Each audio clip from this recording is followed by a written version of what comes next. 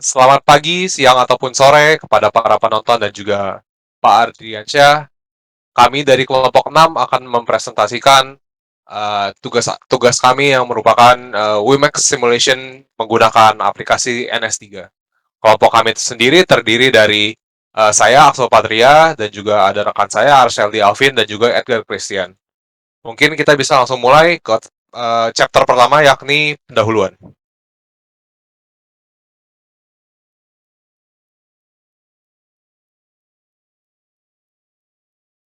Uh, Seiring perkembangan zaman, jaringan nirkabel terus berperan penting dalam menghubungkan orang-orang dengan satu sama lain.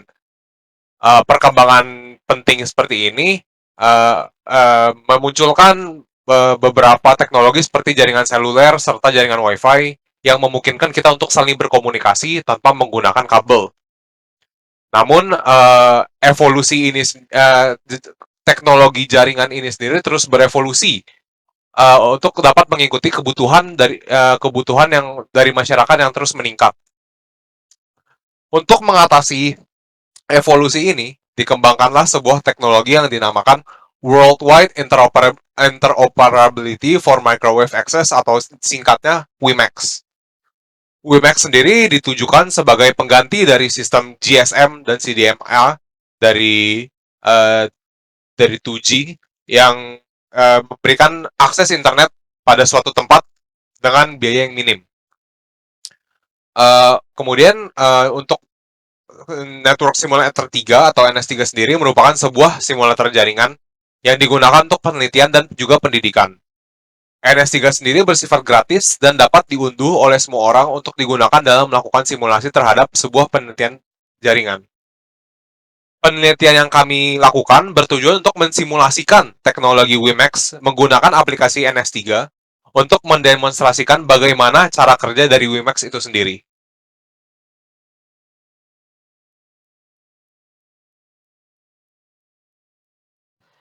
Ya, kemudian kita berlanjut ke WiMAX secara umum. Jadi WiMAX sendiri diperkenalkan pada tahun 2001 atau yang secara formal standar 802.16 IEEE, di mana frekuensi dari WiMAX sendiri berada di rentang 10 sampai 66 GHz, kemudian memiliki maksimum bandwidth sebesar 120 megabit per second.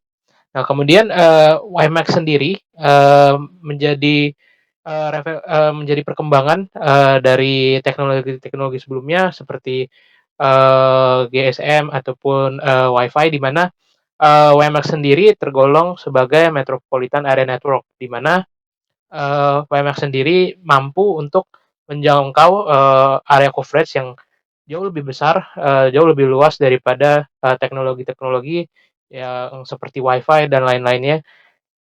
Sehingga WiMAX sendiri dapat menjadi salah satu opsi atau solusi untuk diterapkan di daerah-daerah terpencil atau di daerah-daerah yang mungkin kurang mendapatkan akses untuk jaringan komunikasi kabel.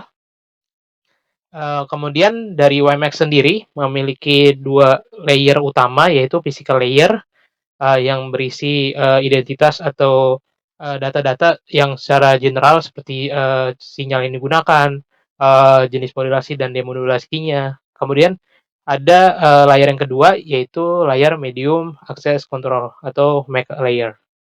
Next. WiMAX sendiri di Indonesia diperkenalkan sekitar tahun 2009, di mana pada saat itu dilakukan proses lelang oleh Direktorat Jenderal Pos dan Telekomunikasi Kementerian Kominfo pada saat itu, di mana para pemenang tender memiliki kesempatan untuk mengatur teknologi dari jaringannya masing-masing. Nah, pada saat itu ada PT First Media, di mana yang sudah meluncurkan layanan 4G WiMAX ke masyarakat dengan wilayah coverage yang meliputi Jabodetabek, kemudian juga Provinsi Banten, kemudian, sedangkan untuk, wilayah Sumatera Utara dan, Provinsi NAD, sedang dalam tahap pengerjaan pada saat itu. Nah kemudian, penggunaan WiMAX sendiri, menjadi menurun, karena adanya tren penggunaan teknologi LTE di Indonesia yang mampu, mendapatkan, pangsa pasar ataupun, para pengguna yang jauh lebih besar, di mana pada saat itu, sudah mencapai, hingga ratusan juta pengguna pada saat itu. Nah kemudian, eee, penurunan, dari popularitas WiMAX sendiri, juga diikuti oleh di mana pada akhir tahun 2015, pemerintah Indonesia menyatakan untuk menggunakan LTE secara nasional. Nah kemudian, ada juga kebijakan lisensi dari, WiMAX sendiri yang masih belum, stabil pada saat itu, sehingga, penggunaan LTE justru lebih banyak digunakan. Next. Untuk mengembangkan suatu teknologi jaringan komputer dibutuhkan sebuah aplikasi yang dapat mensimulasikan suatu jaringan dengan akurat dan juga terukur. Dari banyak aplikasi yang tersedia dengan tujuan untuk memberikan solusi terhadap masalah ini, Network Simulator 2 telah menjadi suatu standar dalam pensimulasian jaringan, dalam penelitian protokol dan juga komunikasi suatu jaringan. Seiring berkembangnya tuntutan-tuntutan jaringan yang semakin bertambah, dirancang kembali aplikasi Network Simulator 2 yang menghasilkan Network Simulator 3 sebagai improvement dari Network Simulator 2. Next.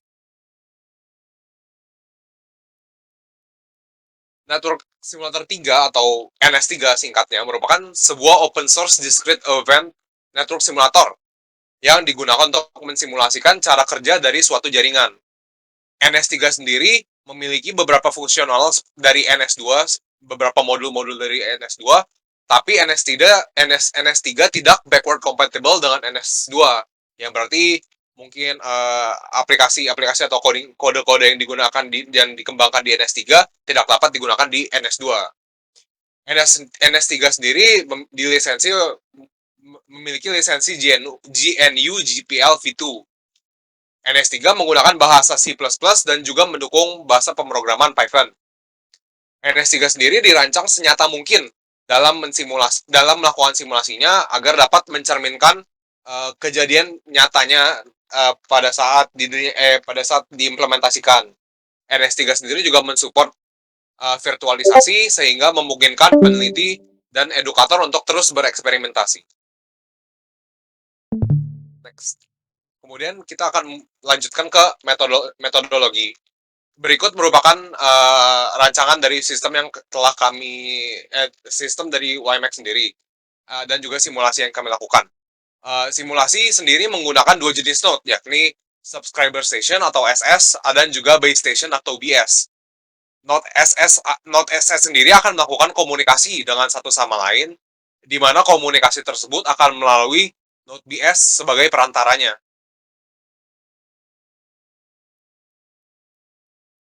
Kemudian dari konfigurasi yang kami gunakan pada aplikasi NS3 sendiri, kami menggunakan NS3 versi 3.35 atau 3.35 yang dijalankan pada sebuah Linux environment menggunakan Windows Subsystem for Linux atau WSL. Kode yang kami gunakan adalah bahasa pemrograman C++ yang digunakan menggunakan WAV yang divisualisasikan menggunakan aplikasi NetAnim yang terintegrasi pada NS3 sendiri. NetAnim sendiri digunakan sebagai animator dari simulasi yang menggunakan XML trace file dan juga sebuah graphical user interface.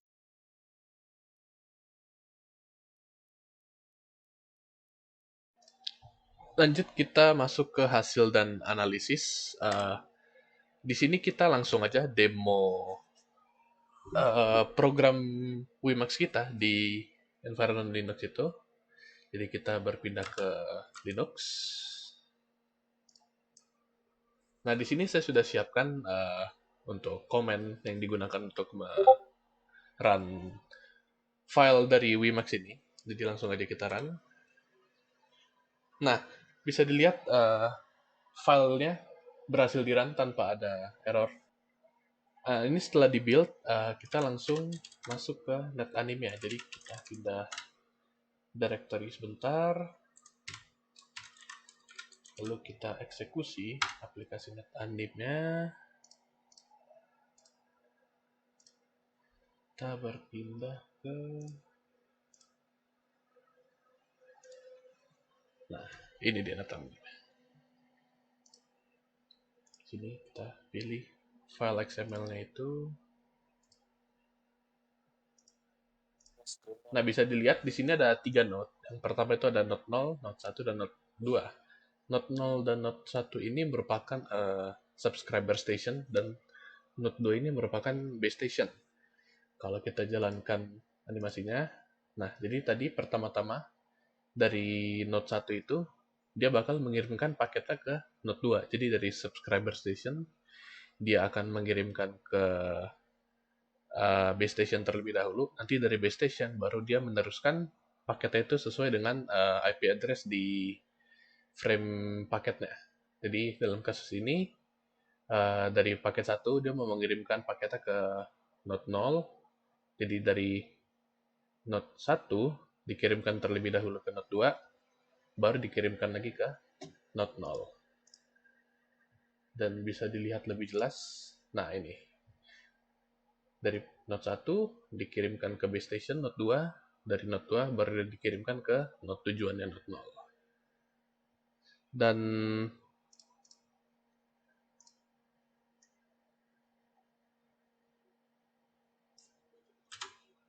waktu rata-rata yang dibutuhkan program ini untuk mengirimkan satu paket dari satu node ke node yang lainnya sekitar 15 milisecond.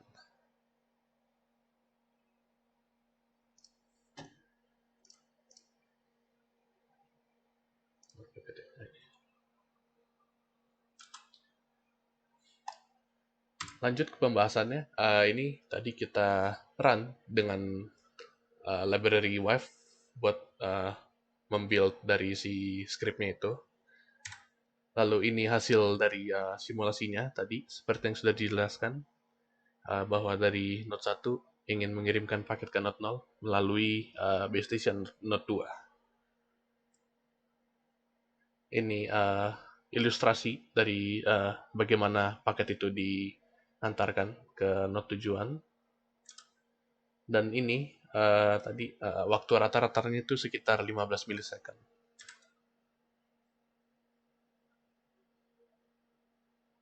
Jadi kesimpulannya, WiMAX ini merupakan salah satu teknologi wireless communication yang cukup diperuntukkan penggunaannya dalam perkembangan teknologi komunikasi, karena dapat menjadi suatu solusi komunikasi di daerah terpencil atau remote area.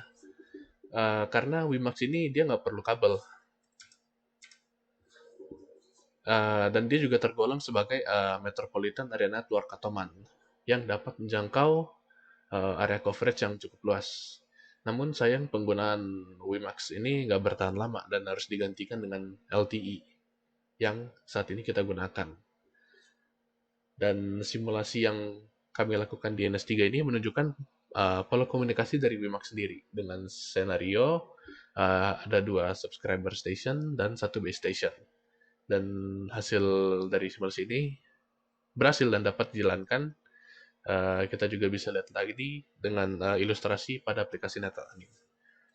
Sekian presentasi dari kami, terima kasih telah mendengarkan.